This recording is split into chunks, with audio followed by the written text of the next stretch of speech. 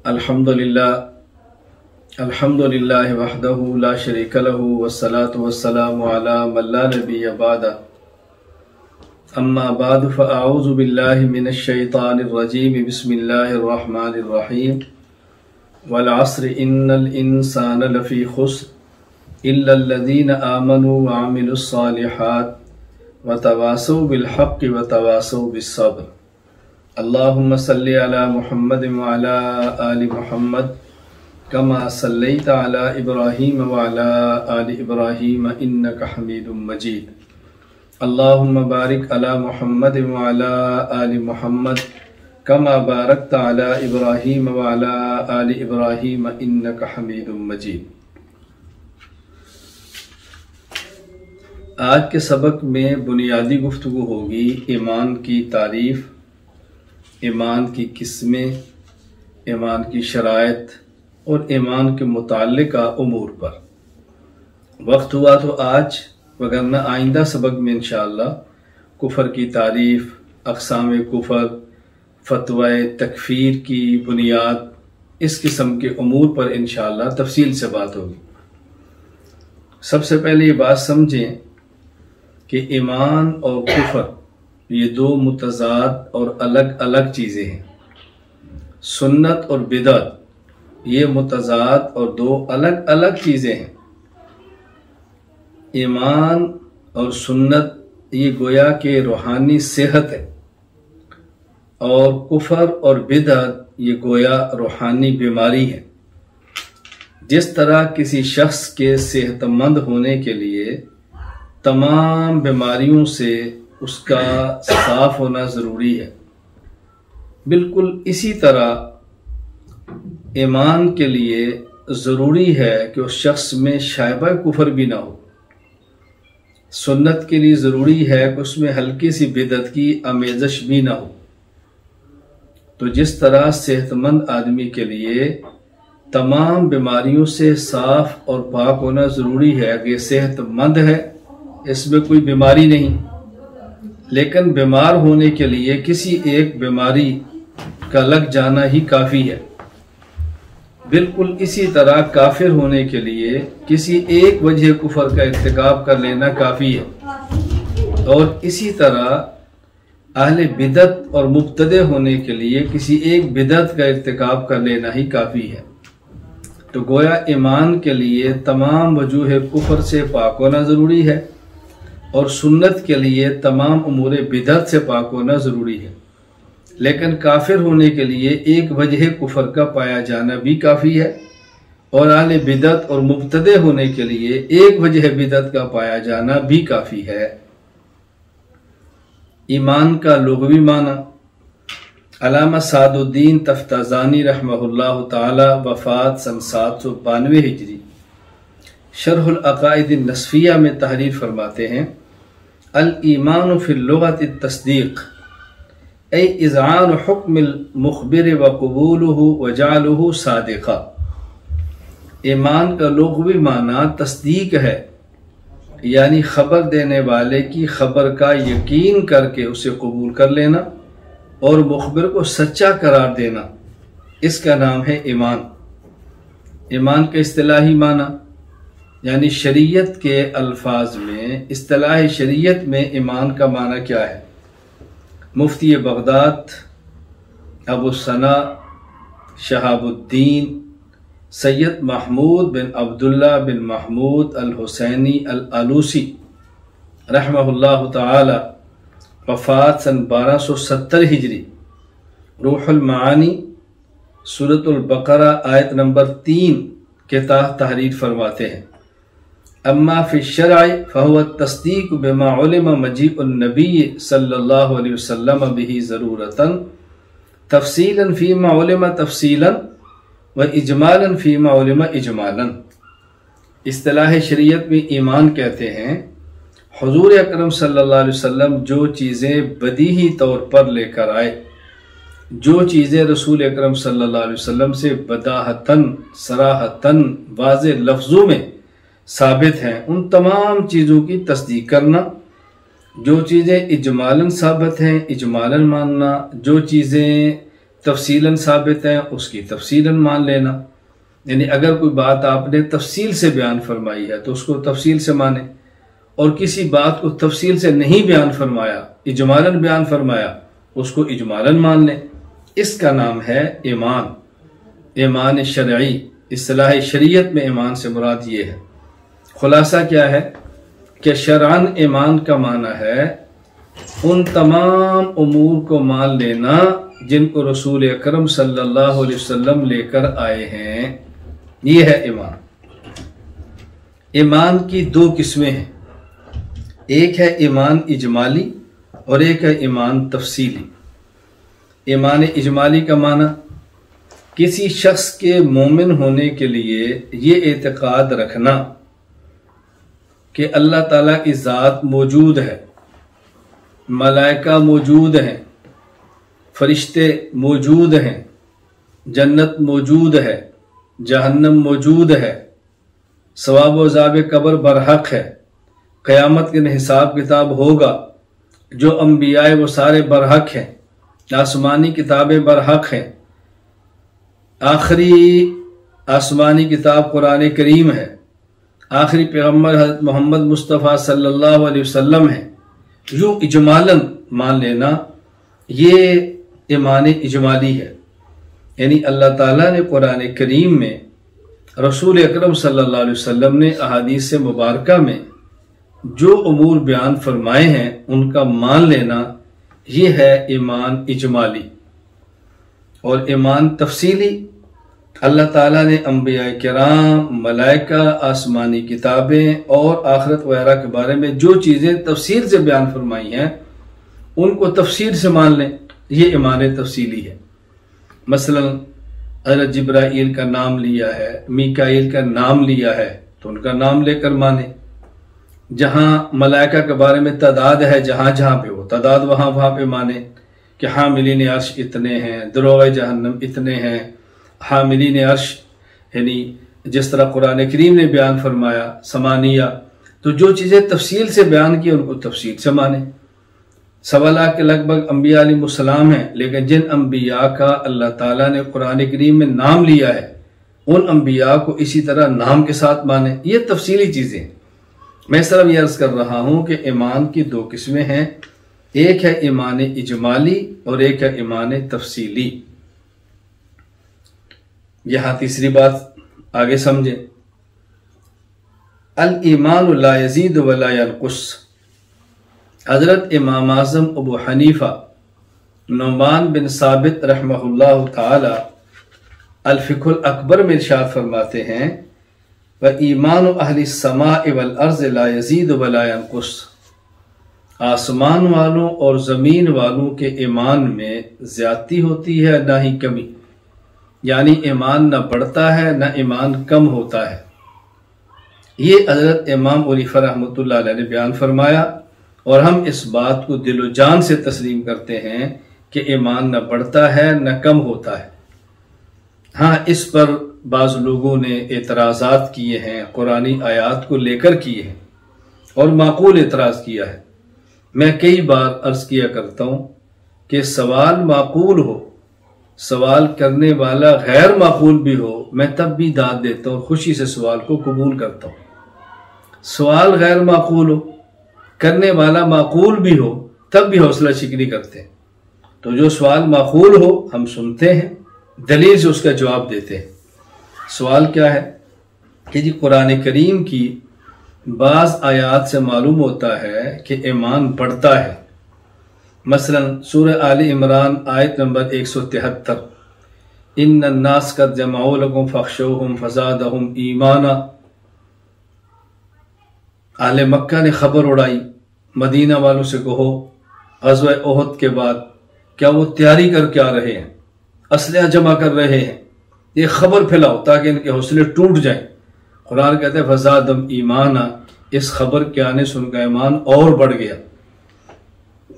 تو قرآن تو کہہ رہا ہے ایمان بڑھتا ہے۔ اسی طرح سورہ توبہ آیت نمبر 124، زادتہم ایمانا، اہل ایمان پر جب کوئی آیت اترتی ہے وہ خوش ہوتے ہیں، اس سے ان کا ایمان بڑھتا ہے۔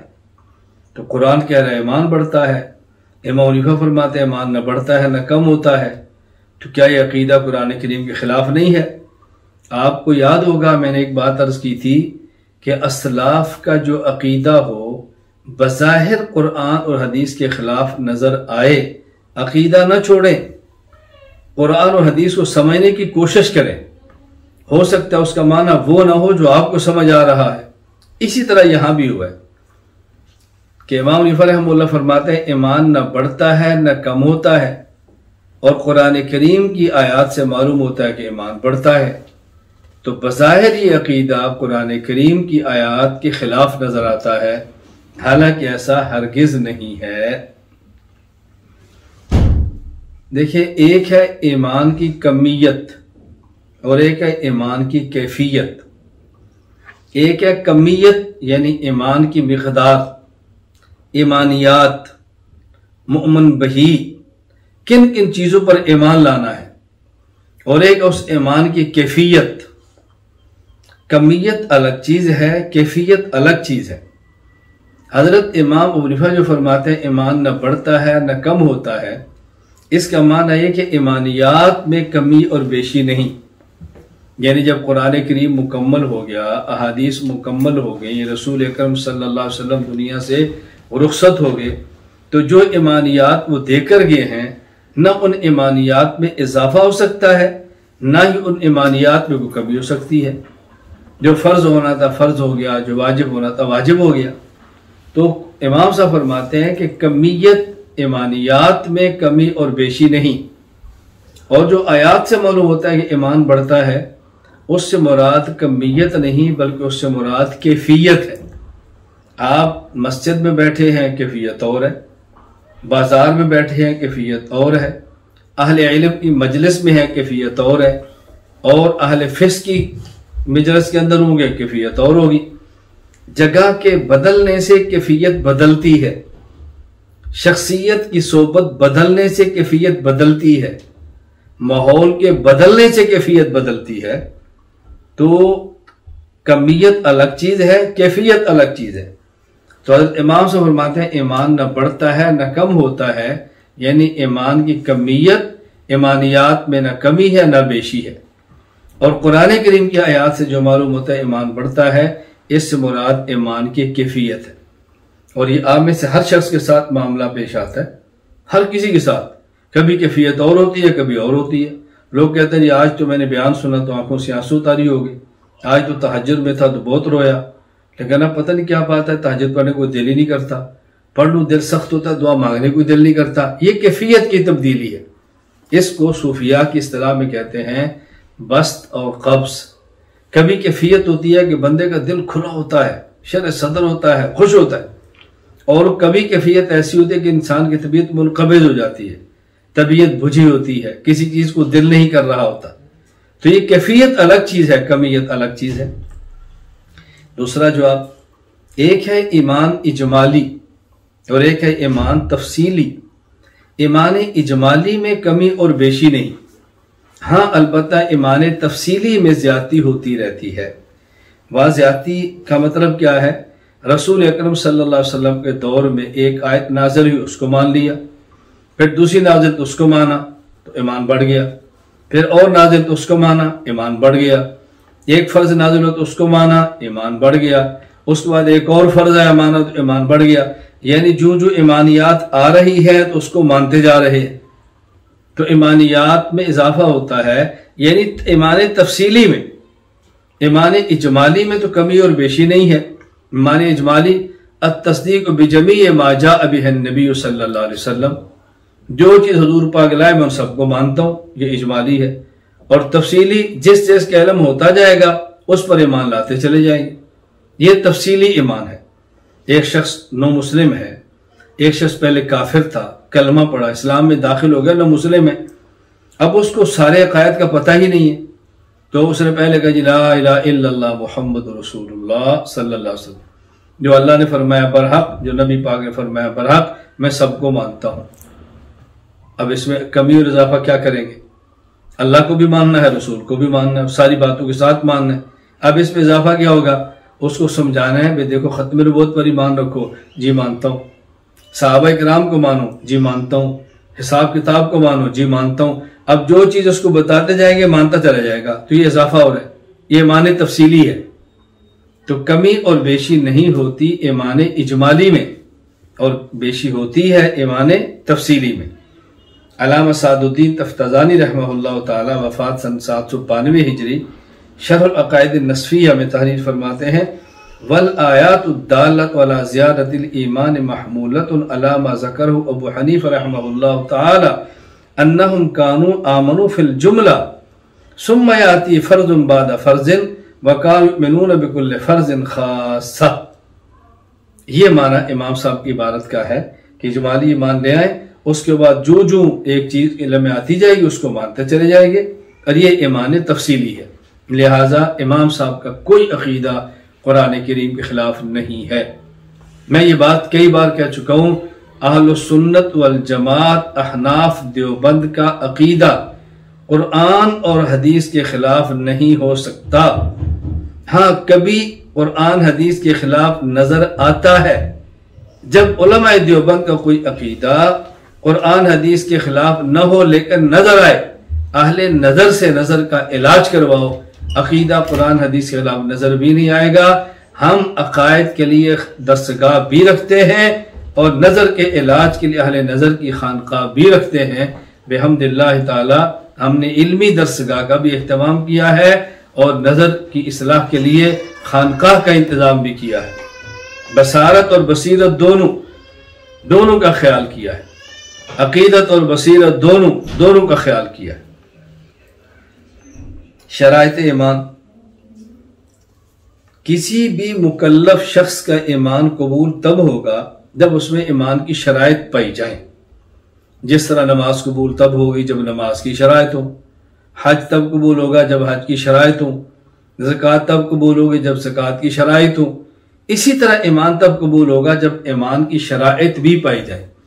ایمان کی بنیادی شرطیں دو ہیں۔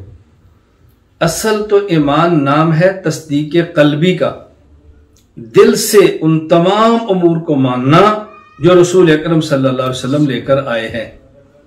لیکن قبول ایمان کا معنی یعنی ہم کسی شخص کو مومن کب کہیں گے؟ اللہ کا تو مومن ہے یا نہیں، اللہ کا معاملہ ہے نا، ہم مومن کب کہیں گے؟ کسی شخص کے ایمان کے قبول ہونے کی شرائط یعنی عند الناس کسی شخص کا مومن ہونا کب تسلیم کیا جائے گا؟ نمبر 1 اقرار باللسان، یعنی جب اس سے مطالبہ کیا جائے تو زبان سے اقرار کرے۔ جب مطالبے کے وقت زبان سے اقرار نہ کرے، کچھ جو میرے دل میں ہے، میرا اللہ کا معاملہ ہے، میں تمہیں کیا بتاؤں، تو ہم مسلمان نہیں سمجھیں گے۔ نمبر 1 اقرار باللسان، یعنی بوقت مطالبہ جب پوچھا جائے تو اعتراف کرے کہ جی ہاں میں مانتا ہوں، میں اللہ کے نبی کو مانتا ہوں، حضور کو آخری نبی مانتا ہوں، قرآن کریم کو مانتا ہوں، میں تسلیم کرتا ہوں۔ علامہ کمال الدین محمد بن عبد الواحد بن عبد الحمید المعروف علامہ ابن حمام رحمہ اللہ تعالی وفات تھی 861 ہجری، المسایرہ شرح المسامرہ، عنوان الخاتمہ فی باس الایمان، اس میں فرماتے ہیں اتفق القائلون بعدم اعتبار الاقرار علی ان یعتقد انہ متی طولب به اتی به فان طولب به فلم یقر فهو کفر عناد۔ یعنی علماء کرام متکلمین میں اختلاف ہوا ہے، بعض کہتے ہیں نام ہے ایمان تصدیق قلبی کا صرف، بعض کہتے ہیں تصدیق قلبی بھی ہو اقرار لسانی بھی ہو، دل سے اعتراف بھی کرے زبان سے مانے بھی۔ تو وہ علماء جو ایمان کو تصدیق قلبی ہی سمجھتے ہیں، یعنی وہ علماء جن کے اقرار باللسان شرط نہیں، وہ بھی یہ بات فرماتے ہیں کہ کسی شخص کو مومن تسلیم کرنے کے لیے ضروری ہے کہ جب اس سے مطالبہ کیا جائے تو اپنی زبان سے اقرار کرے، بوقت مطالبہ اپنی زبان سے اقرار نہ کرے تو اسے مومن اور مسلمان شمار نہیں کیا جائے گا۔ میں اس کی مثال دیتا ہوں، ایک شخص کے بارے میں بات پھیل جاتی ہے کہ یہ قادیانی ہے، یہ مرزائی ہے، ختم نبوت کا منکر ہے، اب اس کو 50 بندوں کے درمیان لا کر بٹھاتے ہیں، اسے پوچھتے ہیں تم بتاؤ تم قادیانی ہو؟ کہتے ہیں میں کیوں بتاؤں؟ تم حضور کا آخری نبی مانتے ہو؟ کہتے جی میرا اللہ کا معاملہ ہے، میں کیوں بتاؤں، میں تو تمہاری وجہ سے اقرار کرتا ہوں۔ ظاہر ہے جب تم پر الزام ہی یہ ہے، اب وہ اقرار ختم نبوت کا کرے گا تو اس کو مسلمان کہیں گے، ایسے موقع پر اقرار نہیں کرے گا قطعاً اس کو مسلمان نہیں تسلیم کیا جائے گا۔ یہ معنی ہے اس کا کہ ایمان کی شرائط میں سے ایک شرط اقرار باللسان، یعنی بوقت مطالبہ اقرار باللسان ضروری ہے، اگر نہ ہم اس کو مسلمان نہیں سمجھیں گے۔ نمبر 2، براءت عن اہل الباطل۔ جس طرح ایمان کے لیے ضروری ہے کہ صحیح عقائد قبول بھی کرے، اسی طرح یہ بھی ضروری ہے کہ باطل عقائد سے برات کا اعلان بھی کرے، شرک سے برات کا اعلان کرے، تعدد الہہ سے اعلان کرے، منکرین ختم نبوت سے برات کا اعلان کرے۔ ضروری ہے کہ وہ اعلان کرے، یعنی جب کسی شخص پر الزام لگے، اس سے مطالبہ کیا جائے تو برات کا اعلان کرے۔ الزام تھا قادیانی کا، میں قادیانی نہیں ہوں، مرزا غلام احمد قادیانی پر لعنت بھیجو، جو میں کیوں بھیجوں؟ بھیجو، تم پر الزام ہے تم قادیانی ہو، تم کہو میں اس پر لعنت بھیجتا ہوں۔ تو برات عن الباطل بھی ضروری ہے۔ علامہ محمد بن علی بن محمد المعروف، امام علاء الدین الحسقفی رحمہ اللہ تعالی، وفات سن 1088 ہجری، الدر المختار باب المرتد، فرماتے ہیں وَإِسْلَامُهُ أَن يَتَبَرَّأَ عَنِ الْأَدْيَانِ، اگر مرتد کہے میں مسلمان ہوتا ہوں تو اس کا اسلام تب قابل قبول ہوگا کہ وہ براءت کا اعلان کرے سوائے اسلام کے ادیان باطلہ سے۔ وَإِسْلَامُهُ أَن يَتَبَرَّأَ عَنِ الْأَدْيَانِ سَوَى الْإِسْلَامِ أَوْ عَمَّا انتقل إِلَيْهِ بَعْدَ نُطْقِهِ بِالشَّهَادَتَيْنِ، اسی طرح وہ جس کفر کی طرف گیا ہے اس سے برات کا اعلان کرے، وَلَوْ أَتَى بِهِمَا عَلَى وَجْهِ الْعَادَةِ لَمْ يَنْفَعْهُ مَا لَمْ يَتَبَرَّأ۔ اللہ اکبر۔ ادیان باطلہ سے اعلان برات کیے بغیر صرف کلمہ پڑھ لینے سے قطعاً فائدہ نہیں ہوگا۔ یہ بات اچھی طرح ذہن نشین فرما لیں۔ خیر خلاصہ کیا ہے کہ ہم کسی شخص کو مسلمان تب سمجھیں گے جب وقت ضرورت بوقت مطالبہ وہ زبان سے اقرار بھی کرے ایمانیات کا اور اہل باطل سے برات کا اعلان بھی کرے، وگرنہ اس شخص کا اسلام اور ایمان قطعاً قابل قبول نہیں ہوگا۔ یہ بات ذہن نشین فرما لیں، یہ بات سمجھ لیں۔ تو خلاصہ کیا ہے؟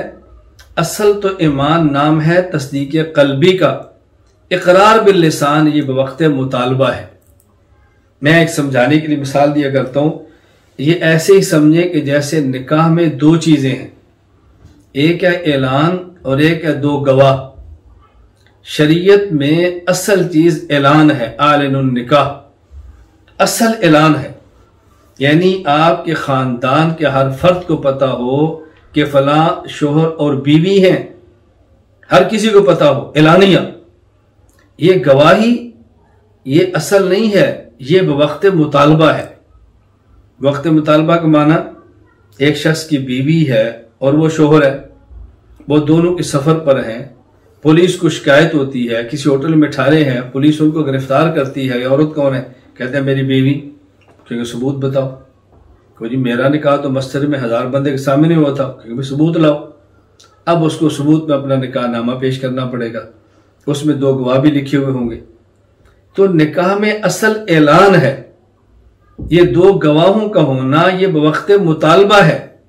یہ بات میں اس لیے کہ جو ہمارے یہاں بات چلا دی گئی ہے نا کہ جو خفیہ نکاح کر لیں اور 2 گواہ بنا لیں تو نکاح ہو جائے گا، یہ بات یاد رکھنا، یہ ہو جائے گا لیکن شریعت کے مزاج کے خلاف ہے، شریعت کے مزاج کے خلاف ہے۔ ایک ہے حد شریعت، ایک ہے مزاج شریعت۔ جو مزاج شریعت کی پابندی کرتا ہے وہ حد شریعت کی پابندی بھی کر لے گا، جو مزاج شریعت کی پابندی نہیں کرتا وہ حد شریعت کی پابندی بھی نہیں کرے گا۔ تو شریعت کے مزاج یہ ہے کہ اعلانیہ ہو، اور حد کیا ہے، قانون کیا ہے؟ اگر 2 گواہوں کی موجودگی میں جاب و قبول ہو گیا تو نکاح منعقد ہو جائے گا۔ مزاج اور حد میں فرق سمجھنے کی کوشش کریں، اس لیے ایسے خفیہ نکاحوں کی حوصلہ شکنی کریں۔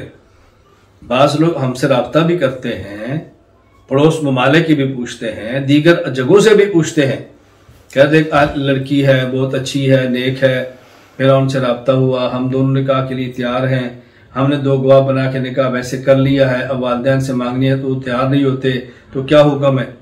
میں نے کہ اس حکم کا پتہ تب چلے گا جب تمہاری بیٹی ہوگی اور تم سے پوچھے بغیر کسی سے چھپ کر 2 گواہوں کی موجودگی میں نکاح کر لے گی، اور پھر گھر میں آ کر کہ ابا میں نے اسے نکاح کرنا ہے، تمہیں پھر سمجھ آئے گا کہ یہ حکم کیا ہے۔ ابھی تو تم دوسری کی بیٹی سے چکر چلا رہے ہو نا، پھر تمہیں احساس ہوگا۔ خیر، میں نے یہ بات سمجھا دی، اس کو اچھی طرح سمجھنے کی کوشش فرمائیں۔ ایک بات یہ سمجھیں کہ ایمان اور اسلام ان دونوں میں کچھ فرق ہے یا فرق نہیں ہے؟ ایک ہے ایمان اور اسلام کا لغوی معنی، یعنی ایمان نام ہے ماننے کا اور اسلام نام ہے کرنے کا۔ میں آسان لفظ میں کہہ رہا ہوں تو یہ لغوی معنی ہے، اس میں تو ایمان اور اسلام میں فرق ہے۔ ایمان نام ہے ماننے کا، اسلام نام ہے کرنے کا، اور شرعی اعتبار سے ایمان اسلام کے بغیر کافی نہیں، اسلام ایمان کے بغیر کافی نہیں۔ کیوں؟ ایمان نام ہے دل سے ماننا، اور اسلام کسی چیز کا نام ہے کہ دل سے مانے اور عمل سے کرے، تو اگر دل سے مانا نہیں وہ تو اسلام معتبر ہی نہیں ہے۔ اس لیے امام اعظم ابو حنیفہ نعمان بن ثابت رحمہ اللہ تعالی وفات 150 ہجری الفقہ الاکبر میں فرماتے ہیں والاسلام هو التسلیم والانقیاد لأوامر اللہ تعالی فمن طریق اللغت فرق بین الاسلام والایمان۔ لغوی معنی کے اعتبار سے دونوں میں فرق ہے، جس طرح قرآن کریم میں ہے قالت الاعراب آمنا قل لم تؤمنوا ولكن قولوا اسلمنا ولما يدخل الايمان في قلوبكم۔ دیہات سے لوگ کہا جی ایمان لائے ہیں، کہا تم یہ نہ کو عام ایمان ہے، تم کو ہم اسلام لائے ہیں، ابھی تم اوپر سے اعمال کر، تمہارے دل میں ایمان ابھی داخل نہیں ہوا۔ جب ہم نماز جنازہ پڑھتے ہیں تو دعا مانگتے ہیں اللہم من احییتہ منا فاحیہ علی الاسلام ومن توفیت منا فتوفہ علی الایمان۔ اے اللہ زندگی دے تو اسلام والی، موت دے تو ایمان والی، یعنی جب زندہ رکھے تو ہم مانے بھی اور کریں بھی، اور جب مرنے کا وقت آ جائے اب کر تو نہیں سکتے لیکن مان کے مرتے ہیں۔ میں سمجھانے کے لیے بتایا کرتا ہوں کہ جس طرح ایک شخص کے ذمے 10 سال کی نمازیں ہیں، بیمار ہو گیا، اللہ نے توبہ کی توفیق دے دی، نمازیں قضا کرنی شروع کر دی، موت کا وقت آ گیا، اب اس کے ذمے 10 سال کی نمازیں ہیں، بیماری اتنی بڑھ گئی کہ موت نظر آ رہی ہے، اب ساری نمازیں پڑھ تو نہیں سکتا نا، تو مان کر تو مر جائے نا، اب پڑھ نہیں سکتا لیکن مانے کہ میرے ذمے ہیں، اور وصیت کرے میرے مال سے فدیہ دے دینا۔ تو بعض چیزیں بندہ کر نہیں سکتا لیکن مان سکتا ہے، تو حکم کیا جب تک زندہ رہو مانو بھی اور کرو بھی، اور جب موت کا وقت ہے یا اللہ میں اب کر تو نہیں سکتا لیکن مجھے توفیق دے کہ میں مر کے دنیا سے چلا جاؤں۔ آپ نے دیکھا ہوگا جب بھی ہم دعائیں مانگتے ہیں تو یہ کہتے ہیں اللہ خاتمہ بالایمان فرما، ایسا بہت کم ہوتا ہے کہ یہ دعا کرے خاتمہ بالاسلام فرما، خاتمہ بالایمان فرما۔ حالانکہ قرآن کریم میں وفنا مسلمین بھی ہے، لیکن عام طور پہ اس کا معنی کیا ہے کہ زندہ رہ تو اسلام پہ، موت دے تو ایمان پہ۔ تو لغوی اعتبار سے ایمان اور اسلام میں قدر فرق ہے، شرعی اعتبار سے نہیں۔ حضرت امام حنیفہ رحمہ اللہ فرماتے ہیں وَلَكِنْ لَا يَكُونُ إِيمَانٌ بِلَا إِسْلَامٍ وَلَا يُوجَدُ إِسْلَامٌ بِلَا إِيمَانٍ۔ اسلام ایمان کے بغیر نہیں ہے، ایمان اسلام کے بغیر نہیں ہے۔ وَهُمَا كَالظَّهْرِ مَعَ الْبَطَنِ، وہ ایسے ہیں جیسے پیٹھ اور پیٹ کا تعلق ہے۔ ایسے تو نہیں ہوتا کسی بندے کا پیٹ کاٹ دے اور اس کی پشت زندہ رہ جائے، کسی بندے کی کمر اور پشت کو کاٹ دے اور صرف پیٹ اس کا زندہ رہ جائے، کیسے ہو سکتا ہے؟ پیٹ اور پشت دونوں رہیں گے تو انسان زندہ رہے گا۔ تو یہ فرما رہا ہے کہ دونوں پیٹ اور پشت کی طرح ہے۔ یہ بات اچھی طرح ذہن نشین فرما لیں تاکہ اس میں الجھن پیدا نہ ہو۔ ایک بات یہاں سمجھیں، ایمان کا معیار کیا ہے، اعمال کا معیار کیا ہے۔ ایمان اور اعمال، ان دونوں کا معیار صحابہ کرام رضی اللہ عنہم اجمعین ہے۔ صحابہ کرام رضی اللہ عنہم اجمعین معیار حق ہے۔ جب میں انشاءاللہ العزیز اس پہ بات کروں گا صحابہ معیار حق ہیں، تو وہاں پر اس پر تفصیل سے بات کریں گے معیار حق ہونے کا معنی کیا ہے، کیونکہ ہمارا عقیدہ ہے نا، صحابہ میں سے ہر صحابی مؤمن، عادل، حجت، معیار حق، تنقید سے بالا تر اور محفوظ، اور جب جمع ہو جائے کسی مسئلے پر پیغمبر کی طرح معصوم، یہ اب عقائد کو بیان کریں گے تو پھر انشاءاللہ تفصیل سے آپ سے بات کریں گے۔ ابھی تو یوں سمجھیں کہ بنیاد قائم کی جا رہی ہے، اصول عقائد بیان کر کے بنیادی باتیں سمجھائی جا رہی ہیں، جس کو سمجھو آگے سمجھاؤ، پلے باندھ لو ان چیزوں کو۔ صحابہ کرام ایمان اور اعمال دونوں میں معیار حق ہے، یعنی ایمان بھی وہی ہوگا جو صحابی والا ہو رضی اللہ عنہ، عمل بھی وہی معتبر ہوگا جو صحابی والا ہو رضی اللہ عنہ۔ ان کو چھوڑ کر نہ ایمان معتبر ہے نہ عمل معتبر ہے۔ قرآن کریم اللہ تعالیٰ ارشاد فرماتے ہیں فَإِنْ آمَنُوا بِمِثْلِ مَا آمَنْتُمْ بِهِ فَقَدِ اهْتَدَوْا، ان کو یہ بات سمجھاؤ، اگر یہ ایمان ایسے لائے جیسے صحابہ کرام لائے ہیں تو یہ ہدایت پا جائیں گے۔ سورۃ البقرہ آیت نمبر 137۔ اور اعمال کے بارے میں وَالسَّابِقُونَ الْأَوَّلُونَ مِنَ الْمُهَاجِرِينَ وَالْأَنصَارِ وَالَّذِينَ اتَّبَعُوهُمْ بِإِحْسَانٍ رضی اللہ عنہم ورضوا عنہ، صحابہ کرام میں سے مہاجرین رضی اللہ عنہم ورضوا عنہ، صحابہ کرام میں سے مہاجرین رضی اللہ عنہم ورضوا عنہ، اور صحابہ کے بعد والذین اتبعوہم بإحسان، جو ان کی اتباع کرے، ان کے نقش قدم پہ چلے۔ اتباع طبیعتن سے ہے، طبیعتن جانور کا چھوٹا بچہ جو یہ نہ دیکھے ماں کدھر جاتی ہے، جو یہ نہ دیکھے ماں کیوں جاتی ہے، وہ دیکھے کہ ماں کدھر جاتی ہے۔ وہ یہ نہ دیکھے ماں کیوں کرتی ہے، وہ دیکھے ماں کیا کرتی ہے۔ اسے کہتے ہیں طبیعہ۔ آپ روڈ پہ جا رہے ہیں، گاڑی ہے، آگے بچہ ہے، ساتھ اس کی ماں ہے گائے، تو بچہ یہ نہیں دیکھتا کہ ماں سڑک کی طرف کیوں گئی ہے، وہ دیکھتا ہے کہ ماں کدھر گئی ہے۔ ماں سڑک کی طرف آتی ہے، وہ ماں کے پیچھے دوڑ کے سڑک کی طرف آتا ہے اور گاڑی کے نیچے آتا ہے۔ ماں سڑک سے دوڑتی ہے، سڑک سے دوڑ جاتا ہے۔ تو طبیعت ان سے ہے۔ فرمایا صحابہ کرام میں سے مہاجرین رضی اللہ عنہ ورضوا عنہ، انصار رضی اللہ عنہ ورضوا عنہ، اور بعد والے والذین اتبعوہم بإحسان، نقش قدم پہ چلیں، صحیح نیت سے چلیں، رضی اللہ عنہ ورضوا عنہ۔ تو ایمان میں بھی معیار صحابہ، اعمال میں بھی معیار صحابہ رضی اللہ عنہ، وگرنہ ایمان معتبر نہیں ہوگا۔ یہاں بھی ایک اشکال ہے، اس کو بھی سمجھیں۔ اور میں عرض کیا کرتا ہوں، پہلے میں نے کہا کہ غیر معقول بندہ بھی معقول سوال کرے تو میں داد دیتا ہوں، حوصلہ افزائی کرتا ہوں۔ سوال کیا ہے؟ کہا جی قرآن کریم میں اگر یہ بات مان لی جائے کہ اللہ تعالیٰ نے ہمیں صحابہ جیسا ایمان لانے کا حکم دیا، تو صحابہ جیسا ایمان تو ممکن ہی نہیں۔